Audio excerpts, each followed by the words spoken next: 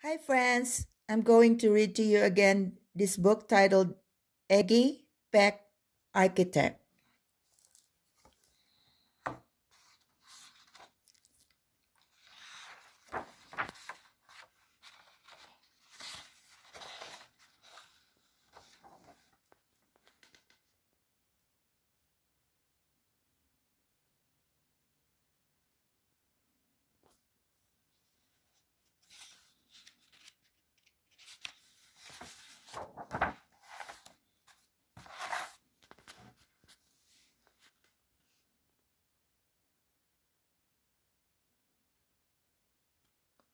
Young Iggy Peck is an architect and has been since he was two, when he built a great tower in only an hour with nothing but diapers and glue.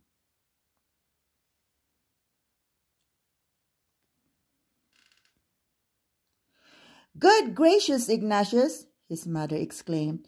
That's the coolest thing I've ever seen. But her smile faded fast as the light wind blew past, and she realized those diapers weren't clean. Ignatius, my son, what on earth have you done? That's disgusting and nasty. It stinks.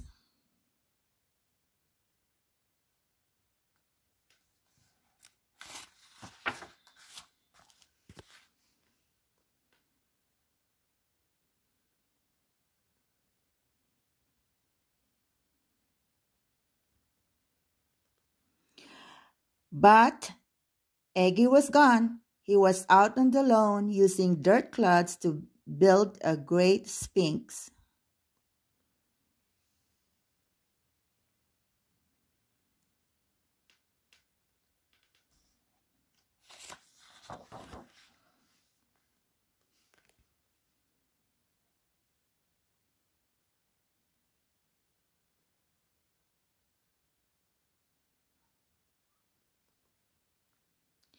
When Eggy was 3, his parents could see his unusual passion would stay.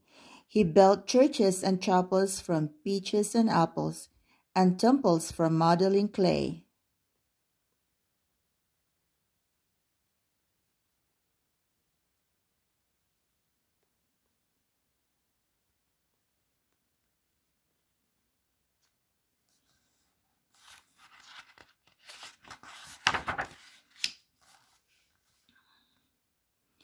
At dinner one night, to his father's delight, Eggy got a bright gleam in his eye, and out on the porch built the St. Louis arch from pancakes and coconut pie.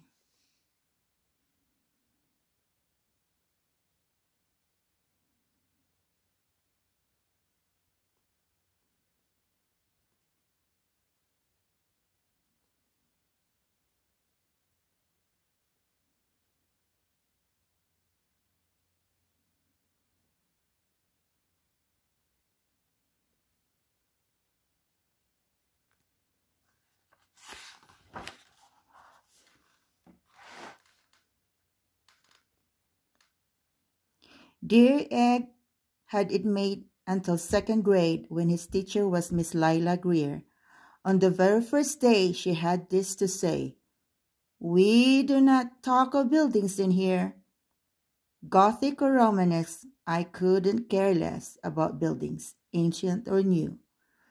She said in her lecture about architecture that it had no place in grade 2.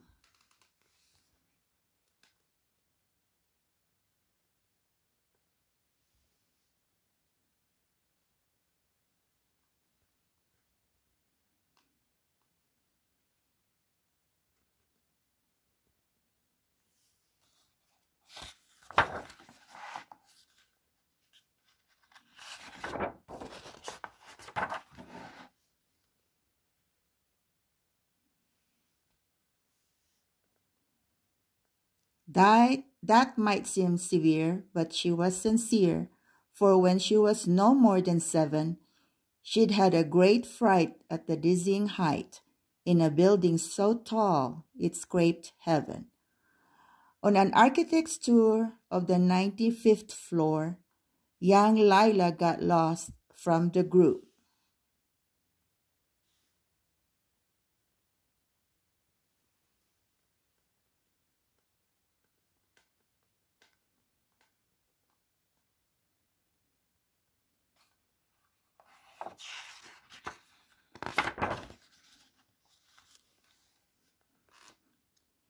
She was found 2 days later in a stuck elevator, eating cheese with a French circus troupe. After that day, it's quite safe to say, she thought all building lovers were nuts.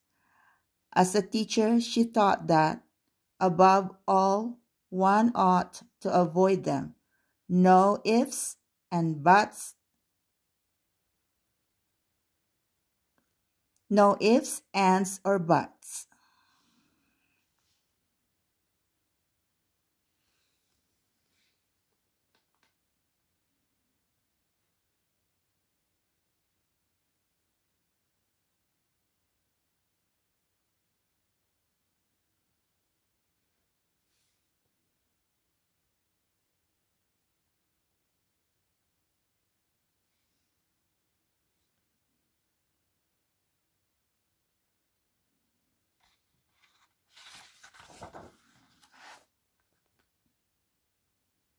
As you might guess, it would cause Iggy stress to hear such terrible talk, but he didn't hear. He sat in the rear while building a castle of chalk.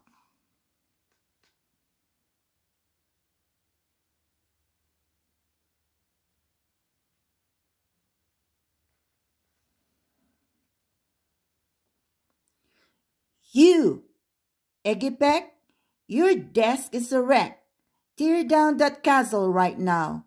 You will not build in here. Is that perfectly clear? Do you need to see Principal Howe?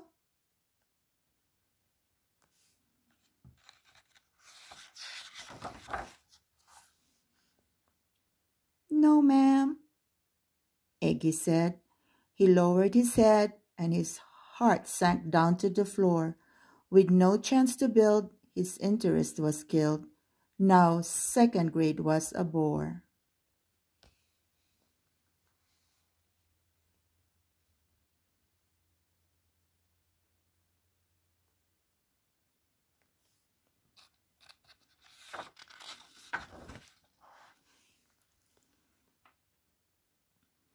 After 12 long days that passed in a haze of reading, writing, and arithmetic, Miss Greer took the class to Blue Ridge Pass for a hike and an old-fashioned picnic.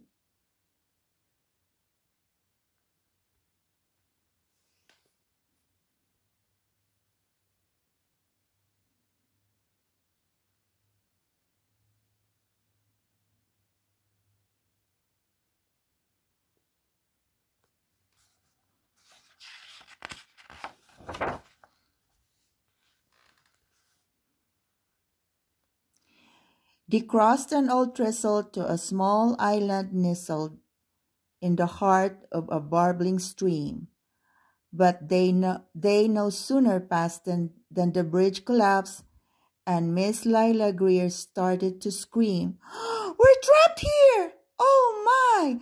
Alas, kids, goodbye!"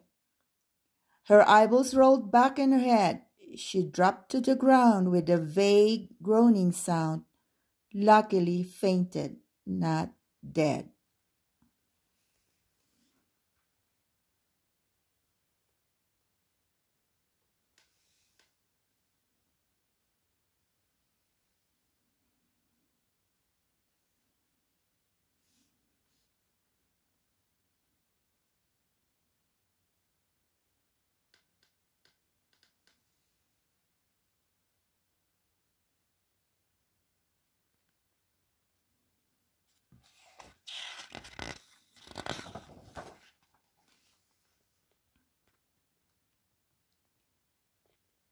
The class was amazed. They stood there quite dazed, uncertain of what they should do. But one bright young man was off hatching a plan, which started with Miss Lila's shoe. Soon each lad and lass there at Blue River Pass was working together as one.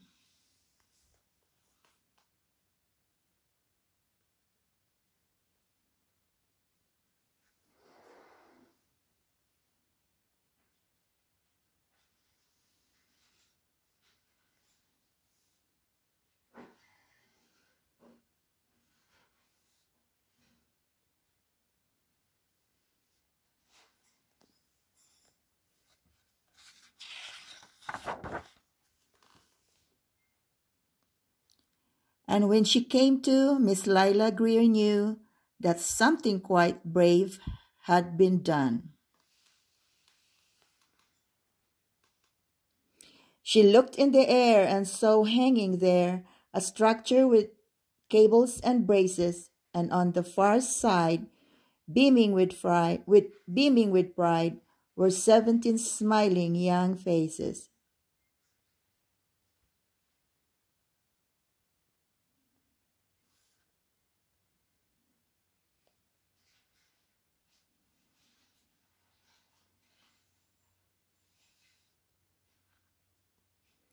Boots, tree roots and strings, fruit roll-ups and things, some of which one should not mention, were stretched wedge to wedge in a glorious bridge dangling from shoestring suspension.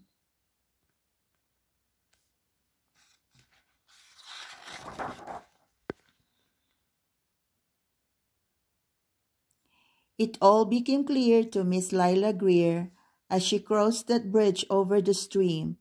There are worse things to do when you're in grade 2 than to spend your time building a dream.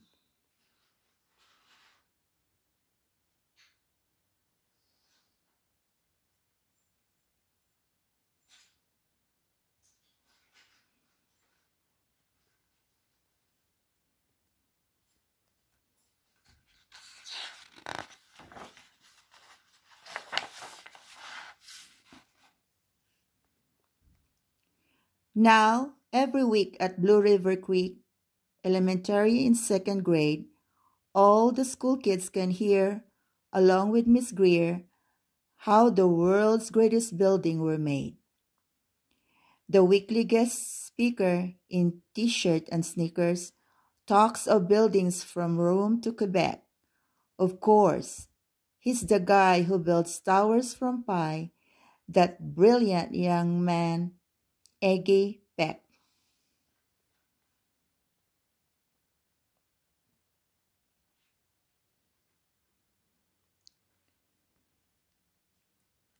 And that is the end of the story.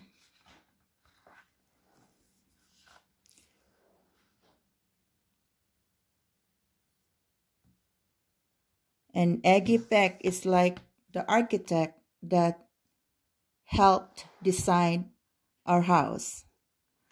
So I will update you some more later with regards to the building construction of our house. And hope to see you soon. I love you all. Bye-bye.